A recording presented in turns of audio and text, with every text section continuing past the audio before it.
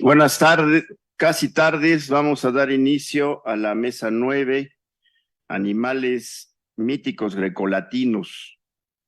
Nos acompaña y va a iniciar la doctora María de Lourdes Santiago Martínez de la Universidad Nacional Autónoma de México con su ponencia Selección y entrenamiento de los cachorros en 3 poemas cinegéticos latinos.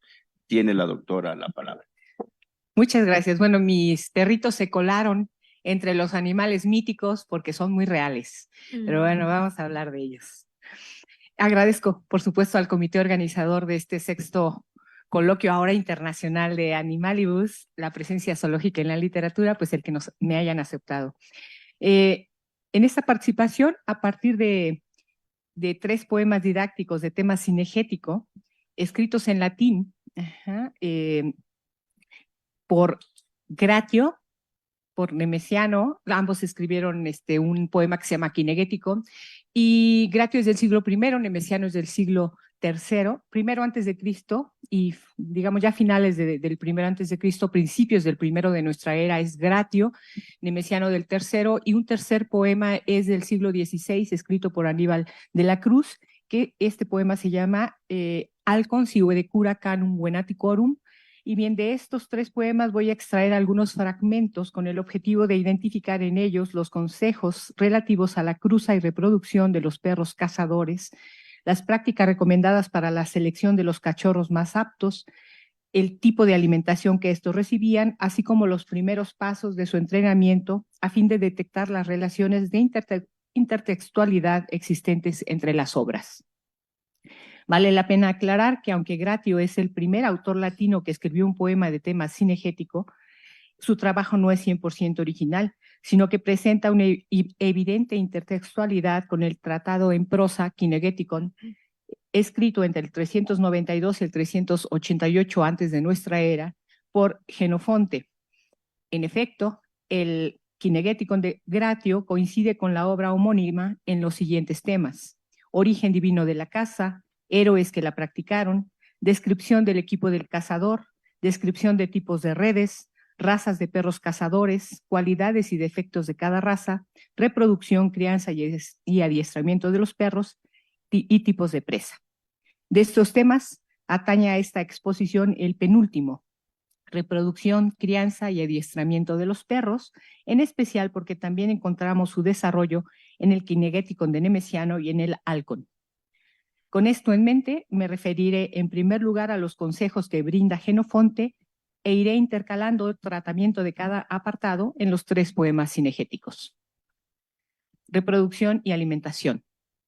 Cabe señalar que las recomendaciones de Genofonte con respecto a la reproducción son mínimas, puesto que únicamente aconseja que el apareamiento se realice durante el invierno para que los perritos nazcan en primavera, y advierte que no es conveniente llevar a cazar con frecuencia a la perra preñada, porque la fatiga excesiva podría provocarle un aborto. Ahora bien, una vez que la perra da a luz, aconseja que todos los cachorros se dejen con su madre y no al cuidado de otra perra, puesto que, cito, la leche y el hálito de las madres es bueno y sus caricias agradables. Fin de la cita. Aunque el texto no es muy claro, se entiende que el destete debe realizarse cuando los perritos aprendan a andar, aunque con titubeos, y que se debe continuar alimentándolos solo con leche hasta que cumplan 1 año, puesto que si se les diera alimento sólido, los cachorros ganarían más peso del prudente y en consecuencia se podrían torcer las piernas o dañar el cuerpo y órganos internos. Ahora bien, en cuanto a la reproducción, Gratio recomienda que se unan perros jóvenes. Describe detalladamente al macho ideal para la cruza, cuyas características físicas asegurarían la excelencia de la prole, y por esa razón hace énfasis en que se impida que la perra conviva con otros perros durante la época de celo, porque se podría degenerar la raza. Al igual que Genofonte recomienda, cito, dar reposo a la grávida y perdona habituales labores apenas esté ella sobre su peso. Algo que no dije antes es que todos los textos que voy a estar citando están obviamente en latín en su original, pero yo los he traducido, excepto la parte de griego, cuando me refiero a Genofonte, esa no la traducí yo. Bien, entonces, por otra parte, dedica solo 3 versos al tema de la alimentación. Cito, mantendrás con leche y fácil papilla a los nuevos perritos, que no conozcan otros lujos ni de una ávida vida los gastos, pues esa complacencia con gran daño regresa. Fin de la cita. En realidad, este pasaje en el que recomienda alimentar a los cachorritos con simpleza y moderación sirve al poeta como medio de contraste para educar también a la juventud, porque, como afirma Whitlock, cito, la casa en Gratio es fundamental para la cultura y la casa sirve como un paralelo positivo de la educación en general, porque ambos procesos van de la mano. Fin de la cita. De manera que cuando el poeta transmite la correcta crianza de los cachorros, pretende educar también a los jóvenes romanos en la frugalidad. Por eso, enseguida inicia una digresión en la que censura las costumbres de los pueblos que por dejarse llevar por el lujo y la molicie, perdieron sus reinos y todo lo que habían construido. En cuanto a este mismo rubro, Nemesiano es aún más detallista, puesto que él, al igual que Jenofonte, recomienda que los perros se aparen tan pronto como inicie el año, es decir, durante el invierno. Asimismo, describe el aspecto físico de la perra ideal para la caza y pide que sea unida con un macho de su misma condición, mientras ambos sean jóvenes, a fin de que la prole nazca vigorosa. Sin embargo, no hace ningún comentario sobre el cuidado de la perra preñada, sino que pasa de inmediato al nacimiento de los perritos. Para alimentarlos recomienda, cito, después, junto con la madre, ya en la primavera serena, con blando suero aliméntalos, pues ya es tiempo abundante de leche por doquier y de ollas llenas blanquean los establos. A veces suministra a seres con leche como alimento, para que de fuertes jugos puedan las tiernas medulas llenarse y prometer ya entonces sólidas fuerzas. Hasta ahí. En este pasaje, el cartaginés utiliza la perífrasis blando suero para referirse a la leche. Lo curioso es que, dado que el alimento recomendado incluye a la madre, se debe entender que no habla de la leche materna, sino de leche proveniente del establo, por lo que podría tratarse de leche de vaca, de oveja o de cabra. Además, en lugar de hablar como Gratio de una papilla, Nemesiano, como poeta erudito, utiliza la metonimia mitológica y dice seres por cereal. Esta alimentación con leche y cereal se debe administrar durante los 3 primeros meses, pero ya entrado el verano, el poeta recomienda que se evite la grasa excesiva para que el cuerpo de los cachorros no se deforme a causa del sobrepeso, en particular sus miembros y coyunturas. Es evidente que en esta recomendación sigue a Jenofonte. Siguiendo con el tema de la alimentación, Nemesiano aconseja un nuevo cambio en la dieta de los cachorros una vez que estos hayan cumplido los 8 meses y ya cuenten con miembros vigorosos, de modo que no haya riesgo de lesiones. Solo entonces podrán volver a alimentarse con leche, cereal y granos. Cito, luego, cuando la edad que permite que se apoyen ya en sólidas piernas, desde su origen, girando 4 veces 2 meses, haya visto por doquier cachorros con miembros ilesos, convendrá entonces que otra vez con suero los dones de seres se mezclen y se dé una fuerte comida a base de granos. En el halcón solo encontramos la siguiente referencia a la reproducción. Cito, por principio, para que nunca te falte abundancia de perros que puedan prometer una presa segura, de ningún modo elijas nacidos de bastarda semilla, sino a los que en hondos bosques ejercitó asiduamente la indómita labor y de las crueles fieras la presa. Fin de la cita. Aquí, con la frase de ningún modo elijas a los nacidos de bastarda semilla, en latín sería ex de genere semine, hace eco al consejo de Gratio, en el sentido de no degenerar la raza, puesto que el adjetivo degener significa bastardo. Gracias a esta advertencia entendemos que solo serán apreciados los cachorros que desciendan de ejemplares caninos de raza pura, y él también, como Nemesiano, describe en detalle a la perra ideal y aconseja que sea unida a un macho de características semejantes, aunque él propone que el apareamiento se lleve a cabo durante la primavera. No da consejos específicos sobre la alimentación de los cachorros, pero una vez que estos concluyen su etapa de entrenamiento, recomienda, cito, ya deje el alimento excesivo, ya en asiduas carreras ejercítalos. De lo que podríamos deducir que durante su crecimiento recibieron mayor cantidad de alimento para el fortalecimiento de su cuerpo. aunque no se sabe si además de leche recibían papillas como consta en los poemas de Gratio y Nemesiano. Selección de cachorros. Pasemos ahora a la selección de los cachorros. Como ya hemos señalado, Jenofonte en ningún momento plantea la selección de los cachorros, sino que aconseja conservar toda la camada. Gratio, en cambio, recomienda no conservar la camada completa. Cito.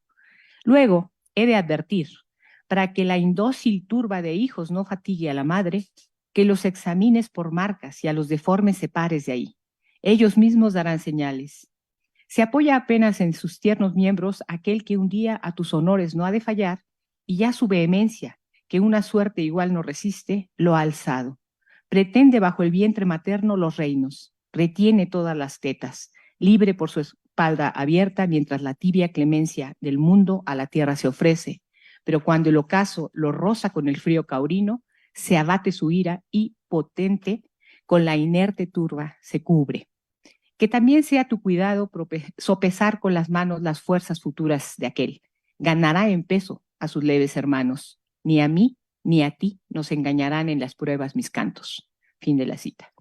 La recomendación de Gratio consta, pues, de 3 pruebas. La primera y más evidente es observar el aspecto y condición física de los cachorros, porque si alguno de ellos presenta malformaciones, será preciso deshacerse de él para que no desgaste a la madre un cachorro que será inútil para la casa. La segunda prueba consiste en observar el comportamiento de los cachorros mientras están junto a la madre, porque con su actitud el perrito valioso aventajará a sus hermanos. Será él el que se imponga a todos para obtener el alimento. Los alejará de su cuerpo si siente calor o se cubrirá con ellos si siente frío. La tercera prueba radica en sopesar a los cachorros para detectar mediante el peso a los mejores perritos. Serán los más pesados, porque son los que habrán conseguido comer más y porque gracias a su mayor movilidad empezarán a desarrollar su masa muscular. Respecto a la selección de los cachorros, aunque Nemesiano sigue a Gratio en algunos aspectos, lo que evidencia, entre otras muchas coincidencias, que sí conoció su poema, es más drástico que su antecesor y recomienda, en primer lugar, deshacerse de las primeras camadas, sin especificar el número de camadas desechables. En segundo lugar, ya ante la camada que se desea conservar, propone deshacerse de algunos perritos, pues una gran camada, además de debilitar en exceso a la madre, suele estar conformada por perritos debiluchos al no haber suficiente alimento para todos. Ahora bien, en respuesta al posible temor de los criadores y dueños de desechar por ignorancia perritos valiosos, ofrece pruebas para detectar a los mejores. En la primera coincide con Gratio, pues se trata de sopesar a los cachorros para conservar a los más pesados. La segunda es una prueba dura y bastante cruel a la que deberán ser sometidos todos los perritos. Se trata de colocar toda la camada dentro de un círculo en llamas, para que sea la propia madre la que se encargue de seleccionar a sus crías. Cito. Podrás, pues, apreciar las fuerzas del cachorro por su peso y reconocer a los ligeros de curso en sus cuerpos pesados. Además, que a lo largo de un circuito en llamas se ponga un hilo y el ígneo vapor señale el círculo dispuesto, para que en medio del cerco puedas a salvo ponerte. Que se lleven ahí todos los cachorros, ahí la turba indivisa. La madre examinará a sus crías, conservando con su juicio y ante el medroso peligro a los hijos decentes. Pues luego que vea a sus retoños encerrados en llamas, pasando con un salto continuo las ataduras ardientes del cinto, roba con boca abierta al primero y lo lleva al cubil, luego a otro, luego enseguida a otro. Así, la consciente madre, por su amor al valor, a la progenie egregia separa. Fin de la cita. Finalmente, observamos que el halcón muestra mayor intertextualidad con el poema de Nemesiano que con el de Gratio, pues aunque sigue a ambos autores al recomendar que los cachorros se sopesen para la primera elección, es indudable su conocimiento e imitación de Nemesiano, puesto que retoma la prueba de selección planteada por el cartaginés y la incluye en su propio poema, haciendo gala de una síntesis magistral. Cito. Tan pronto como ésta en el numeroso nacimiento se muestre, elige de entre muchos a los que veas que ya destacan en peso, o encierra a la ingente turba entre flamas crujientes de paja, pues la madre, movida por el peligro de su prole, a la progenie egregia y a las prendas mejores arrancará rápida de las flamas y dejará a las inertes. Fin de la cita. Entrenamiento de los cachorros. En cuanto al entrenamiento, Aymar opina que el primer paso consiste naturalmente en que los cachorros obedezcan a la voz que los llama y que reconozcan su propio nombre. Al respecto, Jenofonte sugiere que se les pongan nombres cortos para llamarlos con facilidad e incluso ofrece una lista de los nombres que considera más adecuados. Por otra parte, recomienda que los cachorros hembras empiecen a ser llevados a la casa a los 8 meses y los machos a partir de los 10. Que unas y otros al principio deben ir atados con largas correas junto a los perros rastreadores. Además, aunque al nacer no haya previsto ninguna selección de los perritos, Jenofonte sabe que necesariamente el entrenador va reconociendo las capacidades de los cachorros durante su crecimiento, de ahí que le ofrezca 2 modalidades para iniciarlos en la persecución de una liebre. Los más rápidos y de mejor apariencia no deben ser lanzados de inmediato tras la liebre, porque por su fogosidad y por la emoción de la captura podrían causarse daño físico, en especial en los miembros, sino que se deberá dejar que la liebre se adelante, incluso hasta que ya no se divise, y entonces soltarlos, porque así correrán tras la presa sin tanta ansiedad e irán aprendiendo a olfatear sus huellas. En cambio, los perritos más torpes para la carrera podrán ser lanzados de inmediato tras la liebre, sin riesgo de lesión. Añade que en uno y otro caso, cuando la liebre sea capturada, se deberá dejar que los cachorros la despedacen. Gratio, por su parte, hace énfasis en la importancia de elegir un buen entrenador, capaz de administrar por completo la vida de los cachorros, de manera que estos lo reconozcan y aprendan a obedecerlo. Por eso, cito, por eso un imperio y un solo maestro se da a los cachorros, que él reparta manjares y castigo y trabajo y descanso, que la juventud que ha de domar los bosques lo atienda. Nótese aquí que con el Polisíndeton el poeta busca impactar al destinatario sobre la variedad de funciones que tiene a cargo el entrenador de los cachorros. Fuera de esto, no encontramos en el poema ningún consejo específico sobre la iniciación de los perritos en la casa. En cambio, en el Kinegéticon de Nemesiano sí se advierte el proceso de entrenamiento. Cito: ya cuando Febe haya rehecho 2 veces 10 hortos, empieza a conducir los cachorros en no larga carrera, sino en el espacio de un parvo valle o en un barbecho cercado. Envíales con la mano una liebre de fuerzas no iguales, ni par por el vigor del curso, sino que arrastre los tardos miembros para que, al punto, fáciles presas puedan tomar.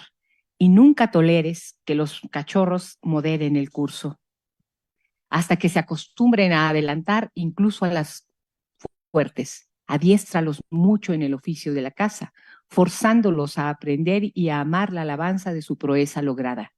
Que reconozcan los estímulos de la voz habitual, ya detengan las carreras, ya ordenen seguir las carreras. Fin de la cita.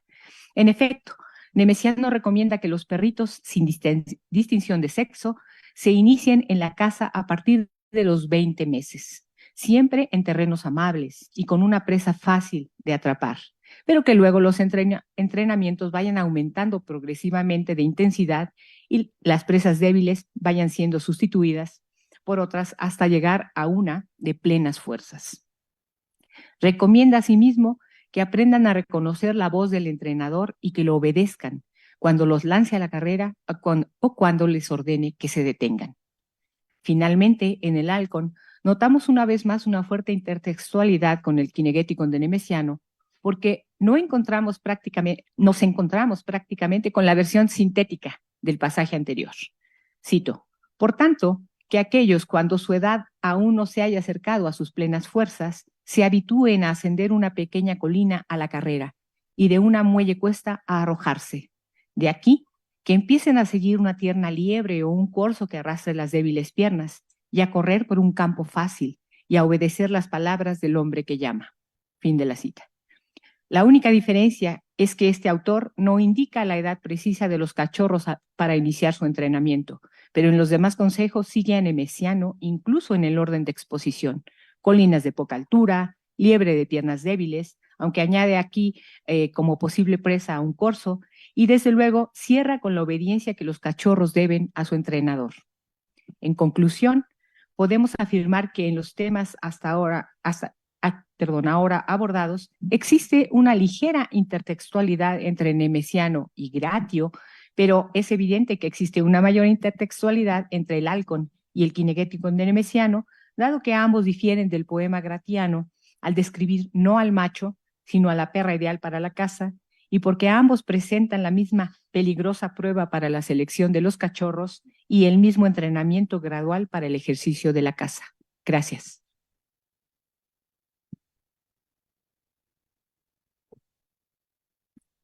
Muchas gracias a la doctora María de Lourdes. Ahora tiene la palabra la doctora Yasmín Victoria Huerta Cabrera, que nos va a leer su ponencia, La leyenda de Arión y el delfín, representación y simbolismo.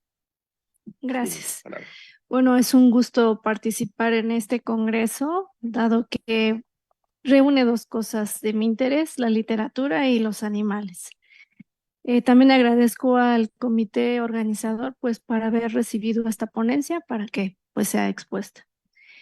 Mi exposición la voy a dividir en 4 partes. La primera voy a tratar sobre una breve introducción donde hablaré sobre las características zoológicas y posteriormente me dedicaré a la representación del delfín para después llegar a la leyenda de Arión y posteriormente el simbolismo. El delfín es una especie que pertenece a la familia de las ballenas. Es un mamífero vivíparo y carnívoro. En su anatomía posee un espiráculo, un orificio nasal situado en su espalda que conecta a lo largo de un tubo con la tráquea y los pulmones permitiéndole respirar. Su boca carece de labios, por eso no puede articular sonidos más que silbidos. Su lengua es corta, ancha y móvil. Las investigaciones modernas han demostrado que los delfines son animales muy inteligentes y poseen un sistema de comunicación que es un código lingüístico. Aristóteles en su obra Investigación sobre los animales y Plinio el Viejo en su Historia Natural ya habían hecho estos descubrimientos sobre las características que definen a estos cetáceos. Afirmaban que eran animales muy veloces, sociables, juguetones y sensibles a la música. Cito: el delfín no es solo un animal amigo del hombre, sino que además se amansa con la música, con el canto armónico y sobre todo con el sonido del órgano hidráulico. No se asusta del hombre como de un extraño, sino que sale al encuentro de las naves, juega dando saltos, incluso compite con ellas en velocidad y las deja atrás aunque vayan a toda vela. Fin de la cita. Las fuentes antiguas conservan varias anécdotas de avistamientos de delfines y el contacto que los hombres tuvieron con este ser marino.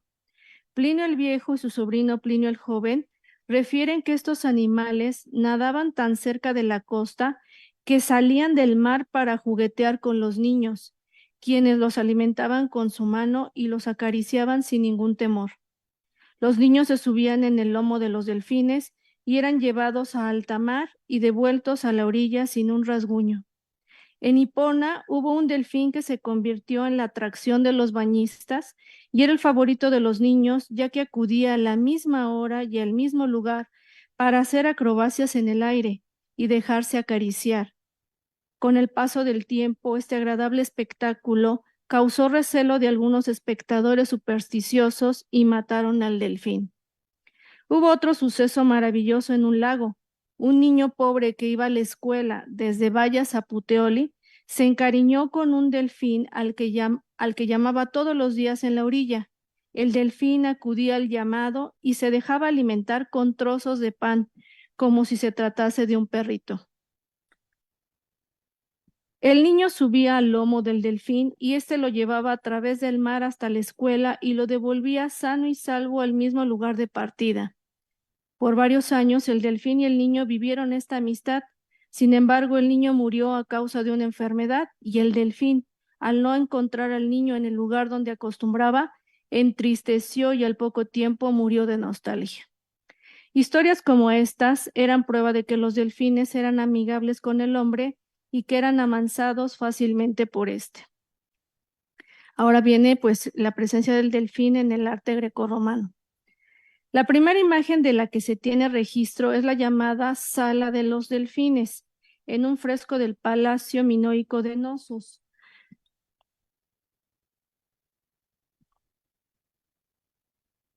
La escena representa un grupo de delfines que nada en el mar con especies más pequeñas. Los minoicos, al ser una civilización de navegantes, se distinguieron por retratar en sus frescos paisajes naturales donde los animales aparecían en su hábitat natural. En la región de Badalona, Barcelona, se descubrió una domus, la cual los arqueólogos llamaron la domus de los delfines. Lo destacable de esta residencia romana es el mosaico que recubre el impluvium, donde aparecen unos delfines en sus 4 esquinas a modo de adorno. En el centro se muestra una esfera con motivos geométricos de teselas blancas y negras.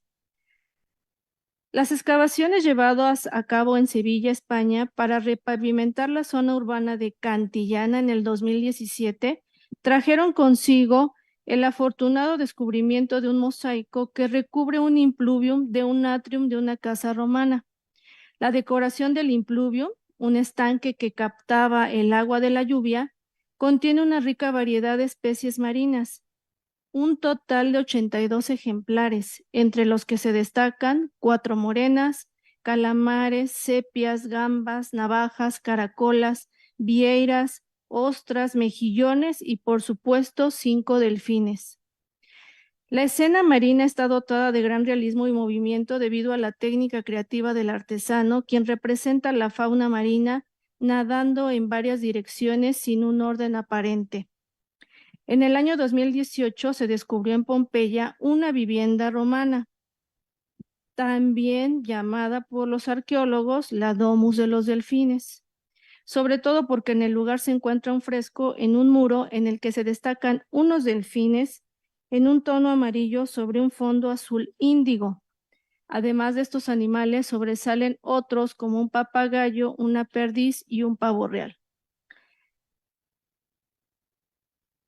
Voy a pasar a la escultura. Dice, una muestra más de la presencia de este animal se encuentra en la escultura La Venus del Delfín, expuesta en el Museo del Prado en Madrid. La estatua es una copia romana datada a mediados del siglo II después de Cristo de un original griego de época helenística. La diosa se muestra con un ademán de pudor y recato, cubriendo con su mano derecha ligeramente el pecho izquierdo y con la izquierda el pubis. Su posición está ligeramente inclinada, no erecta, como si quisiera esconder su desnudez o simulara salir del agua o del baño. El delfín es una reinterpretación de la versión romana, ya que en el original griego no se encontraba. Este sirve de apoyo a la estabilidad de la estatua y alude simbólicamente al lugar del nacimiento de la diosa, el mar. En este año 2023, las excavaciones arqueológicas al sur de Italia, en la ciudad de Paestum, dieron como resultado un sorprendente hallazgo de un santuario de Neptuno en el que se encontraron varias piezas de terracota, entre ellas una estatuilla de un pequeño Eros montando un delfín. Los arqueólogos han encontrado una relación de este objeto con la antigua ciudad, ya que antes de ser una colonia latina, primero fue un asentamiento griego que llevaba por nombre Poseidonia, lugar que honraba al dios marino. Por ello el delfín coincide simbólicamente con la entidad divina y el santuario. La acuñación de la moneda en Roma ofrece un repertorio de grabados con la imagen del delfín. Por ejemplo, un denario del año 46, donde aparece Cupido cabalgando al cetáceo. Debajo de la imagen se aprecia la inscripción Manius Cordius, está abreviado como M y Cordius. Una moneda fechada entre los años 49 y 48 a.C. Es un denario con la inscripción, dice Magnum Procos, que quiere decir Neo Pompeyo Magno, y Terentius Varro, que pertenecía pues familia Pompeya Terencia. En esta aparece un cetro en medio y al costado un delfín y un águila. En un denario fechado del año 90 a.C., perteneciente a la familia Calpurnia, En la moneda abajo se lee Pisofrug, aparece un jinete cabalgando con un látigo y encima un delfín. Un aureo del año 72 o el 73, después de Cristo, de la época de Vespasiano, muestra un grabado de Neptuno parado en un pie sobre la proa de una galera, llevando un delfín en su mano derecha y un tridente en la izquierda. De la época de Tito, año 80 después de Cristo, un aureo presenta un delfín enroscado en un ancla. Y el último, bueno, creo que me parece, bueno, un denario del mismo periodo representa un delfín sobre un trípode, me parece que era el anterior. Ajá. Bueno, ahora para pasar al ámbito de la joyería, las mujeres elegantes romanas gustaban de adornar su atuendo con collares, brazaletes, anillos y aretes para demostrar su estatus social. Estos objetos permiten saber la predilección que tenían las mujeres por ciertos diseños. Por ejemplo, los animales en los que destacan los delfines. Una muestra de estos son unos pendientes de oro fechados en el siglo V antes de Cristo, que se considera de producción etrusca. Bueno, ese es otro testimonio. Me parece que me atrasé en en la proyección. Bueno, esos son los aretes. Bueno, del lado derecho está la reproducción, que ahora ya hay muchos sitios donde reproducen cosas antiguas. Y bueno, entonces, ahora paso al ámbito de la mitología. Poseidón, o bien Poseidón, hijo de Cronos y Rea, hermano de Zeus y Hades, tiene el dominio del mar, los lagos y las aguas corrientes. Con su tridente puede desatar tempestades y hacer brotar manantiales, así como terremotos. Se le considera el protector de los navegantes. Tuvo varios amores, al igual que su hermano Zeus, pero de todos hubo solo uno que se considera legítimo, el de Anfitrite. Esta ninfa es hija de Nereo y Dóride, es una de las 50 Nereidas. Posidón se enamoró de la joven Anfitrite, pero ésta escapó y se escondió para conservar su virginidad. El dios marino envió a varios emisarios, entre los que se encontraba un delfín. Después de buscarla por largo tiempo, el delfín dio con ella y la llevó ante el dios para casarse. Posidón, agradecido con el delfín, lo recompensó con honores en el mar, lo consideró sagrado y lo colocó en el firmamento. Actualmente la constelación del Delfín forma parte de las 88 constelaciones aprobadas por la Unión Astronómica Internacional. Delfinus colinda con otras constelaciones como Vulpecula, aquí está, que es la zorra, Sagitta, la flecha, Aquila, el águila, Aquarius, Eculeus, que es el caballo, y Pegasus. La constelación se aprecia mejor en el mes de septiembre, aunque Ovidio decía que se aparecía en diciembre. La constelación de Delfinus consta de varias estrellas brillantes, 44 según su descripción. En cambio, Eratóstenes consideraba que eran 9 las que la conformaban. Su conjunción hace parecer que Delfinus está saltando en el firmamento. En un relato de la colección conocida como Himnos Homéricos, en el himno Apolo, es el número 2, cuenta que Apolo se transfiguró en un delfín para guiar la embarcación de unos navegantes cretenses hasta el lugar que sería su templo. Una vez que la nave desembarcó en el lugar, el dios se manifestó a los marinos y les dio instrucciones para rendirle culto. Levantar un altar cerca de la orilla del mar, hacer libaciones a los dioses del Olimpo, entonar un himno ritual invocándolo como divinidad, ofreciendo fuego y harina alrededor del altar. A partir de entonces, Febo, por haberse metamorfoseado en delfín, sería llamado por los devotos Apolo Delfinio y su altar el Delfeo. En el himno 7 a Dionisio, bueno, aquí lo voy a abreviar por el tiempo, si no se me va a consumir. También Dionisio en uno de los himnos, en lugar de convertirse él en delfín, resulta que convierte a estos navegantes porque no lo honraron y entonces definitivamente es convertirlos como a delfines, pero por castigo. Ajá. Bueno, me aproximo ahora ya a la leyenda de Arión. ¿Y qué consiste? Bueno, pues según, si tomo como referencia la definición de leyenda, en el diccionario de la Real Academia Española de la Lengua nos dice que es una narración de sucesos fantásticos que se transmiten por tradición. Es un relato basado en un hecho o un personaje reales, deformado o magnificado por la fantasía o la admiración. En este sentido, bueno, pues yo considero que esta puede adaptarse bien como una leyenda local, sobre todo para justificar un monumento que se erigía en un lugar llamado Ténaros. La historia va como sigue. Bueno, Arión, bueno, les cuento, Arión de Metibna se distinguió por ser un famoso aedo que ganó fama por su arte con la cítara. El rey Periandro de Corinto lo alojó en su reino durante algún tiempo y lo consideraba su amigo. El citarista decidió viajar por Sicilia e Italia para darse a conocer por estas tierras y una vez que acumuló riquezas por haber cautivado los oídos de su público, quiso regresar de nuevo a Corintio. A su regreso buscó una nave corintia tripulada, por supuesto, por corintios, ya que para él eran personas conocidas. Cargó su nave con las riquezas y emprendió el viaje a alta mar. Durante este viaje a los corintios se les despertó la codicia y entonces decidieron matar a Arión. Al darse cuenta, este rogó por su vida y pidió un último deseo, que le permitieran tocar su lira antes de morir. Los corintios se lo concedieron y Arión se vistió para la ocasión con un traje de oro, según dicen algunas fuentes, o con una túnica púrpura, como dicen otras. Se dirigió a la popa de la nave y desde ahí entonó un canto con su lira. Cuando concluyó, se arrojó al mar.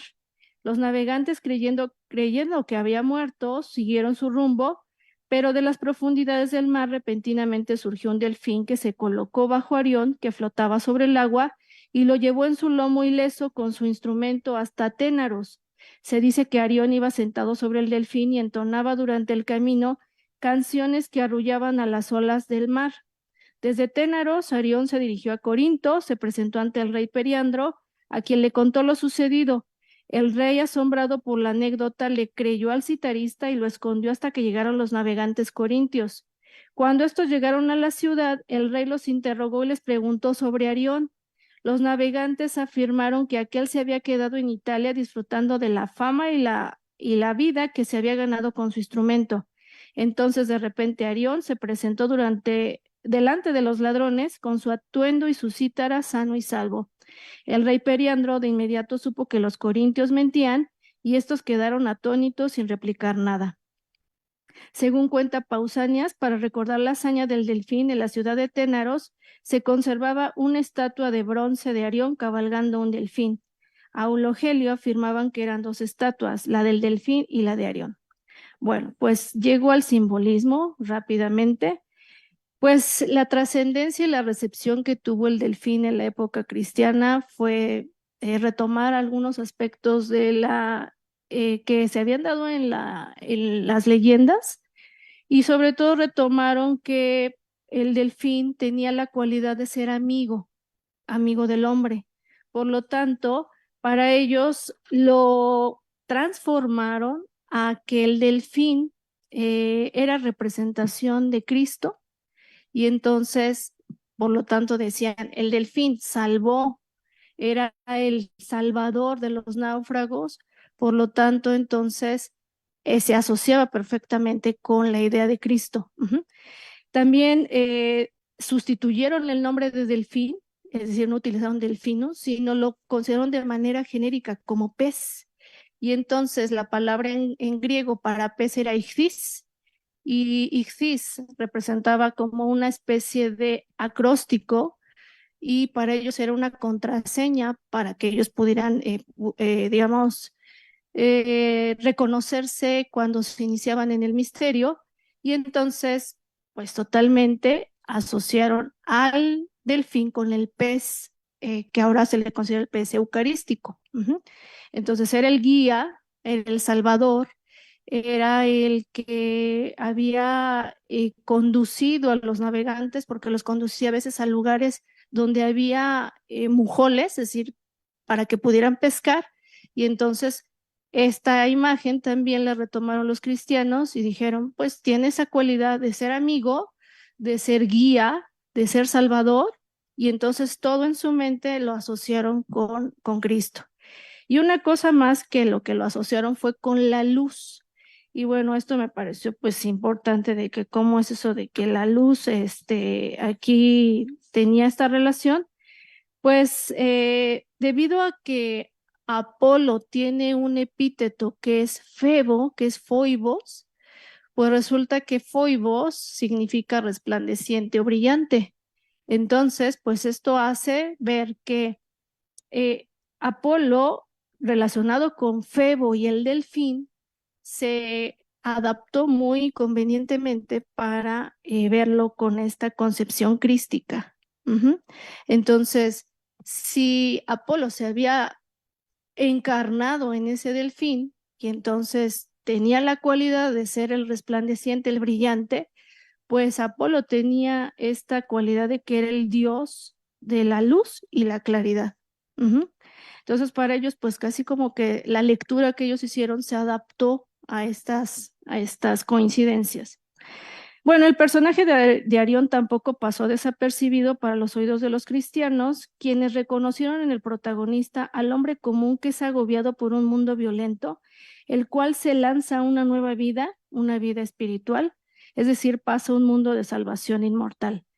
Por lo tanto, bueno, pues aquí la inmersión en el agua de Arión también podría tener un significado simbólico, ya que el agua en varias culturas se considera fuente de vida, medio de purificación y centro de regeneración. Es probable que Arión, al sumergirse en el agua, experimentara la oscuridad como efecto de las tinieblas de la muerte y al emerger se diera el paso a la luz como resultado de una vida nueva. Eh, Parece que ya se me acabó el tiempo. Entonces, pues esa es mi conclusión. Muchas gracias. Gracias, Yasmín. Ya luego imagino que habrá muchas preguntas y podrás concluir.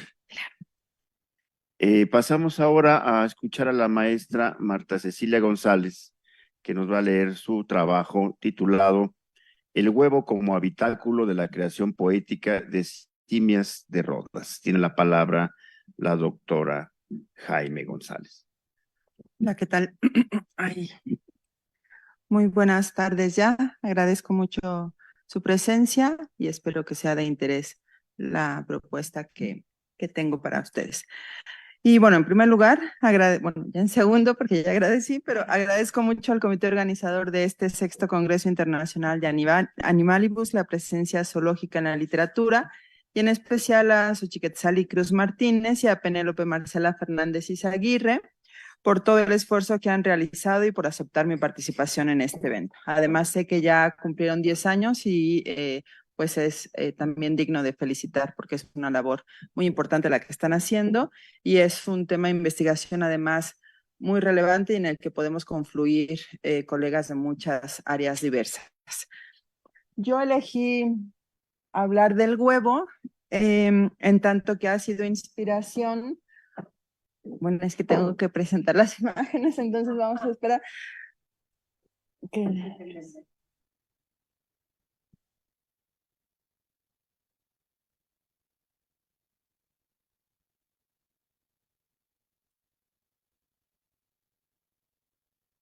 Ahí está. Elegí hablar del huevo en tanto que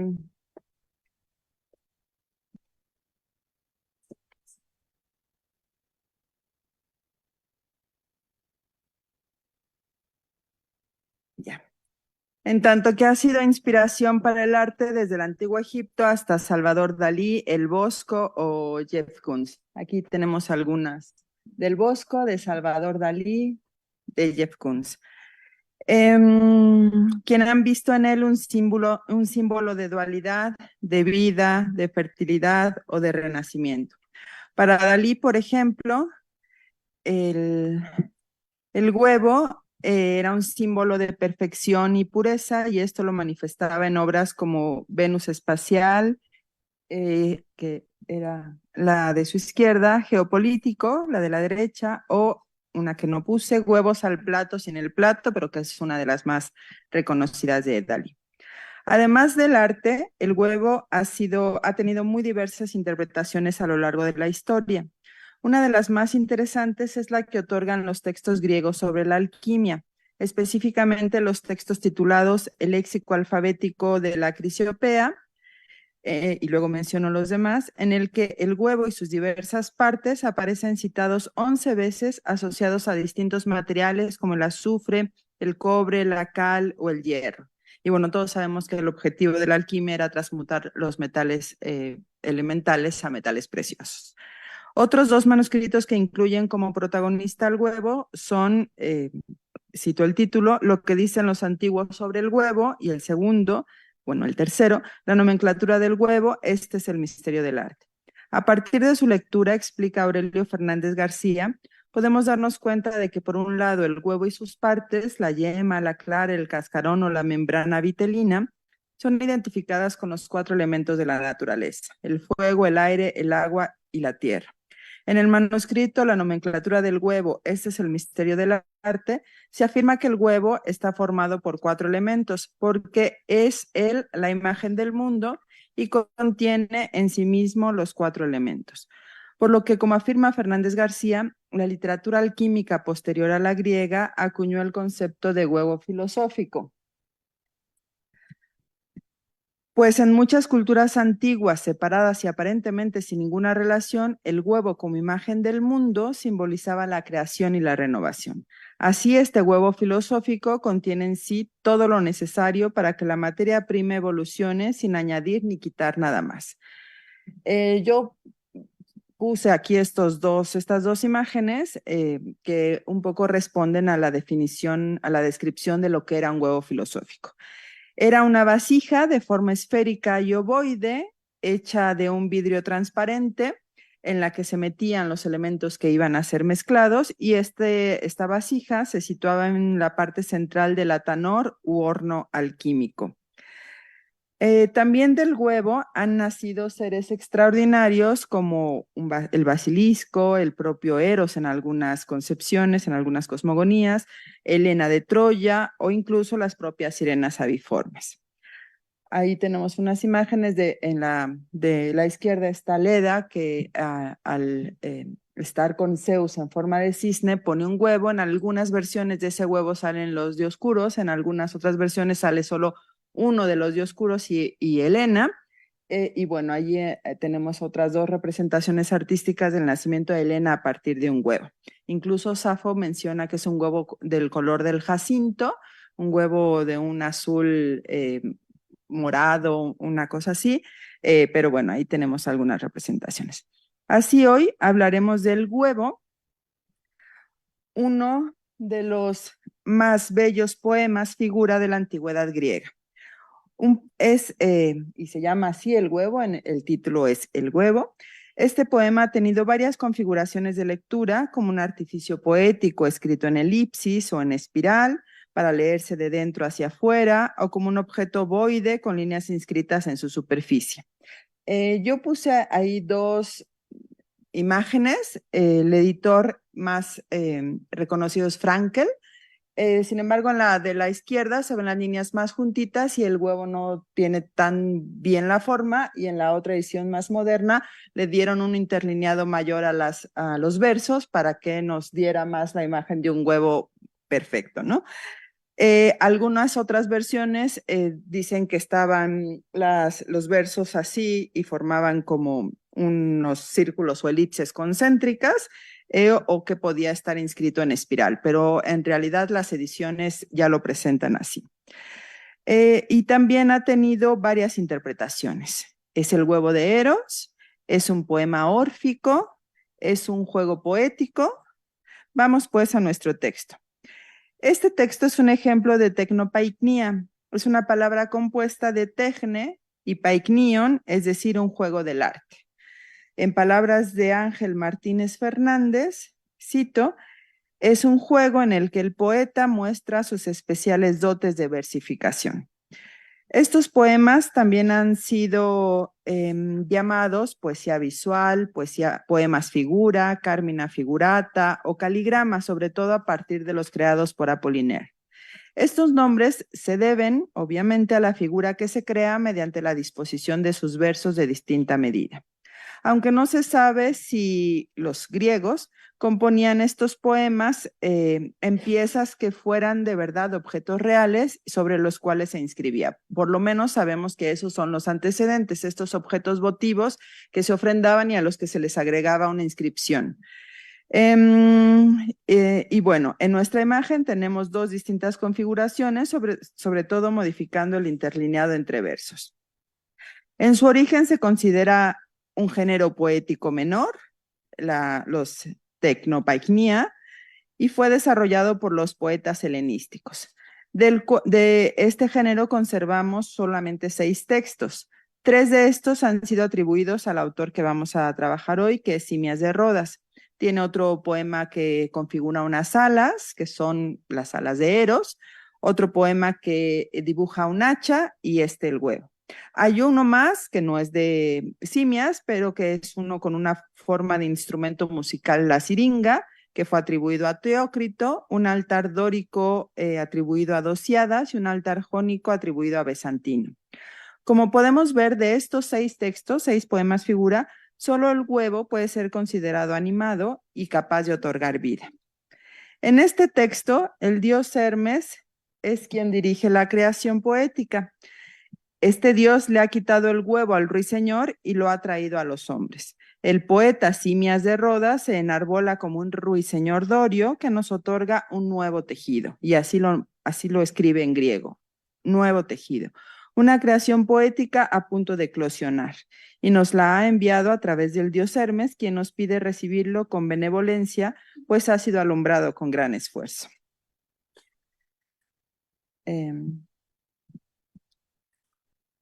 La lectura del texto. Para lograr la configuración del huevo, los versos se han dispuesto de manera alternada, los más cortos a los extremos y los más extensos hacia el centro. La lectura y por tanto la traducción y la interpretación deben hacerse de afuera hacia adentro. La numeración de los versos es pues como sigue. Si los leemos así tal cual de arriba hacia abajo, serían los versos 1, 3, 5, 7, 9, 13, 15, 17, 19 y 20, y luego regresamos, 18, 16, 14, 12, etcétera, hasta el 2. Entonces tenemos que leer el primero y luego seguir en el segundo e ir así alternadamente. En cuanto al esquema métrico, los versos van en aumento. El primer verso consta de un solo metro y el último, bueno, hacia el centro, el verso crece hasta 10 metros. Yo he puesto en la imagen con distintos colores los distintos metros usados.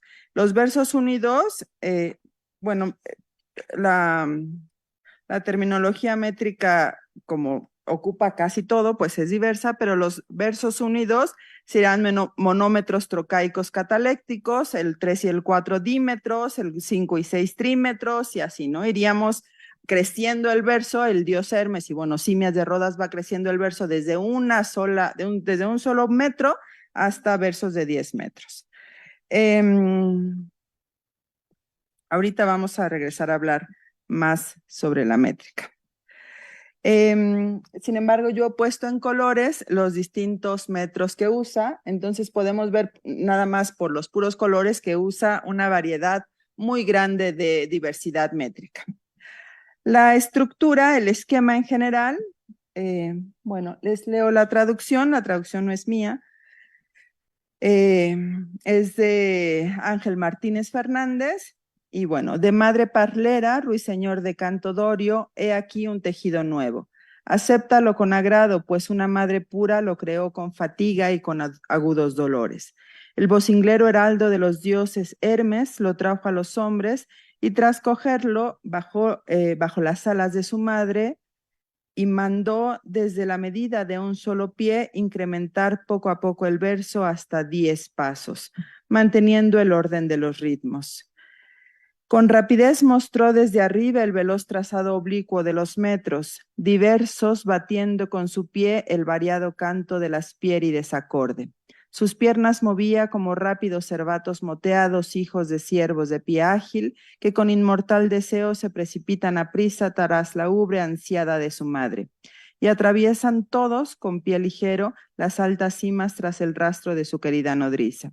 Con balido de ovejas van por apacentaderos de montes fértiles y antros de las altas ninfas. Una fiera cruel percibe de repente en el recoveco más profundo de su guarida el eco de su voz. Salta enseguida fuera de su lecho rocoso, ávida de capturar la errante cría de madre jaspeada. Y siguiendo deprisa el sonido de los gritos, se lanza presurosa por tupidos valles de monte nevados. El dios ilustre, batiendo como estos con sus ágiles pies el suelo, crea los complejos metros del canto. Los versos 1 a 4 constituyen la ésfragis, es decir, el sello del poeta, al utilizar la asociación de este con un ruiseñor. Los versos 5 a 6 constituyen la captatio benevolentiae. Acéptalo con gracia, pues una madre pura lo creó con fatiga y con agudos dolores. De los versos 7 al 12 Hermes nos está dando las reglas métricas de cómo debemos leer y entender ese poema. Los versos 13 a 16 constituyen una comparación de los pies, es decir, de los metros, de la métrica, con las patas de los cervatillos, de los ágiles cervatillos. Los versos 17 a 18 conforman un símil entre el huevo poema y el cervatillo. Como el cervatillo puede ser amenazado por esta fiera que escucha su voz, que escucha el eco de su voz, así el poema puede ser amenazado por un público demasiado crítico que no lo acepte con benevolencia. Los versos 19 y 20 constituyen el símil de amenaza y el canto abigarrado y rápido como el de los cervatillos moteados. En este poema puse no, son muchas fieras, no es solo una, pero bueno, me gustó este cuadro. Hay un símil entre el huevo poema, como decíamos, y el cervatillo. Yo sé que ya es un ciervo adulto, pero bueno. Mientras el cervatillo es amenazado por una fiera de corazón cruel, el huevo poema lo es a su vez por las críticas del público. Algunos estudiosos como Boyacek han visto una interpretación órfica, pues afirman que Simias indica el mito del nacimiento de Dionisio por Zeus, en el que el mismo Hermes es quien conduce al recién nacido a la gruta de las ninfas para que lo cuiden. Por lo que en los versos 13 a 19 veríamos entonces un sentido místico al ser las crías de ciervos asociadas al culto dionisiaco las que corren al pecho de su madre en la cueva de las ninfas. Además, para Boyacek, la forma exterior del poema simboliza el huevo órfico del mundo del que nació Eros. Para Elena Ermolaeva, más allá de las posibles interpretaciones, en este poema figura encontramos un extraordinario ejemplo de paronomasia, un juego de palabras que ella llama extendido, en el que el propio dios Hermes incluye las instrucciones métricas para entender el texto, ocupando 6 versos en ello, es decir, el 30% del poema. Los versos no solo van de 1 a 10 pies, sino que nuestro poeta ruiseñor ha utilizado casi todos los metros posibles, como veíamos en la lámina con los colores, conformando una secuencia de versos experimentales. Cabe repetir que se trata de poetas helenísticos que lo que quieren es presumir, alardear del dominio que tienen de la lengua. La agilidad que adquieren los versos se representa mediante el uso de vocablos que expresan velocidad. En nuestra lámina están representados con color, con color verde. Por ejemplo, hay adverbios rápidamente, de pronto, de repente, deprisa, todos están marcados ahí en verde, son muchos, por lo que este concepto sirve como tertium comparationis. En la diapositiva los podemos ver marcados y aluden todas estas palabras a la velocidad. Por otro lado, la variedad de ritmos entremezclados es constatada por vocablos como políploca, que significa ensortijados, enrollados o complejos, que en el verso 20 califica a los metros del canto que el dios crea al batir, como los cervatillos, sus ágiles pies en el suelo. tal como un cervatillo moteado con patas ágiles. Así pues, Simias, en la interpretación de Hermolaeva, nos ofrece una visión general de algunos términos métricos en uso durante los siglos IV y III antes de Cristo, y que también serán utilizados por Hefestión para la nomenclatura de la métrica. En la diapositiva están marcadas ahora con morado las palabras que aluden a términos métricos. Pie, pus, en los versos 11 y 20, pero también usa metáforas como bema, que significa paso, en el verso 9, o ignis, que significa huella, en el verso 10, 12 y 15, la palabra metron, la palabra colon, que significa extremidad o también unidad o parte de un verso, que está en el verso 13, aritmon, que es el número, en el verso 10, y ritmos en el verso 10 también. Pero habla también de paronomasia porque está, por ejemplo, la palabra dolores, de esto que fue creado con dolores y fatigas, es odis, en el poema está odis, y el canto es ode, ¿no? Entonces, y de metros y meteros, entre metro y madre, entonces también esta paronomasia que Hermolaeva demuestra de una manera muy magistral. No tenemos datos precisos sobre el surgimiento de la terminología métrica griega antigua. Se presume, sin embargo, que este haya tenido lugar en torno a los siglos V o IV antes de Cristo. Y si bien conocemos los nombres de estudiosos de la métrica como Damón, Aristóxeno o Hefestión, es un hecho que Simias, un poeta experto en el arte de la versificación, nos entrega un poema figura en el que mezcla cual alquimista experimentado la forma y el fondo para entregarnos un nuevo tejido que debe ser acogido con benevolencia. Es evidente que la recepción de su obra fue buena y que el público fue benevolente. Cuidó de este huevo de ruiseñor para que eclosionara y pudiera deleitarnos con su canto entremezclado de versos abigarrados en pleno siglo XXI. Y bueno, este cervatillo moteado es los versos entremezclados, ¿no? Muchas gracias.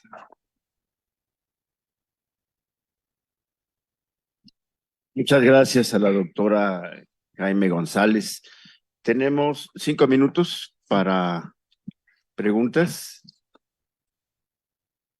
Sí, por favor.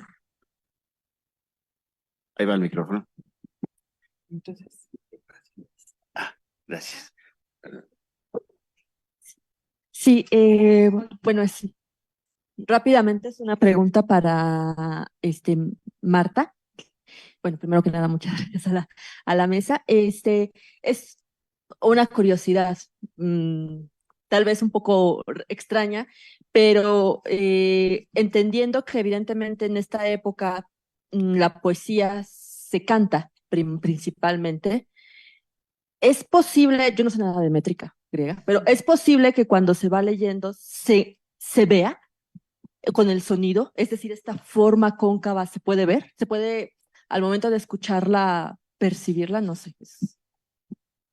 Bueno, es que tendríamos que hacer una introducción un poco más amplia de la literatura, porque efectivamente la poesía se divide en poesía recitativa y poesía cantada, pero estaríamos hablando de una poesía más antigua, de la época arcaica, pero en la época helenística ya, digamos, la alfabetización ya era un hecho, y la literatura, en general, la escritura ya estaba hecha para ser leída, digamos así, ¿no? Incluso individualmente. Ya no era una poesía o una literatura oral, como decía Aristóteles. Entonces, podía ser que la leyeran en público, sí, pero en realidad ya todos podían tener el texto visual, ¿no? Por eso también se dan estos artilugios del lenguaje, porque ya pueden ocupar el soporte para jugar también con él, ¿no? Ya no es solamente una literatura que escuches. Sí, está pensada, digamos, la experiencia estética completa. Ajá, sí. Pues bueno, siempre es un gusto enorme escuchar a estas hermosas náyades. Y bueno, tengo una pregunta para cada una de ustedes. Para Marta, para Lourdes, Sí, en el entrenamiento de los cachorros utilizaban una roca, por ejemplo, porque les ponían, bueno, ahora les ponen una roca para que como que jalen y se hagan más fuertes. Esa no lo sé.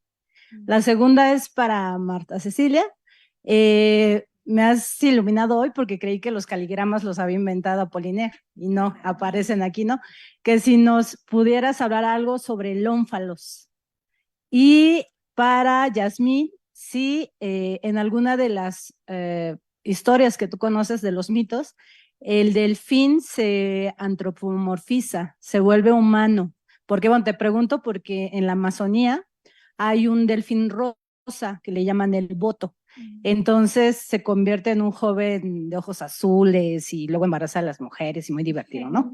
Pero entonces esas serían mis preguntas. Gracias.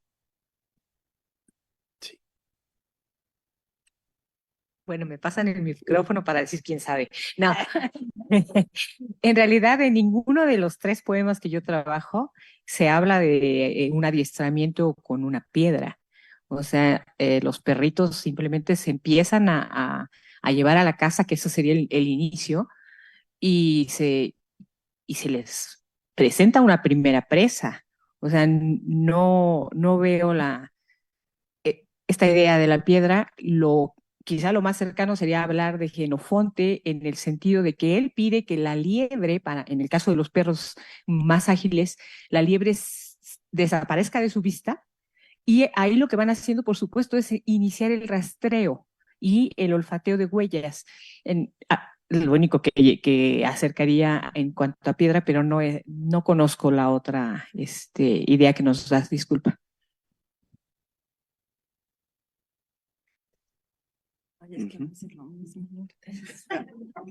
No, perdóname, pero es que yo no me atrevería a nada. O sea, yo de ónfalos podría decir cosas griegas, de elfos y de el trípode oracular, pero creo que no va por ahí la pregunta. Entonces, si no, perdón, si alguien mejor me ocupa.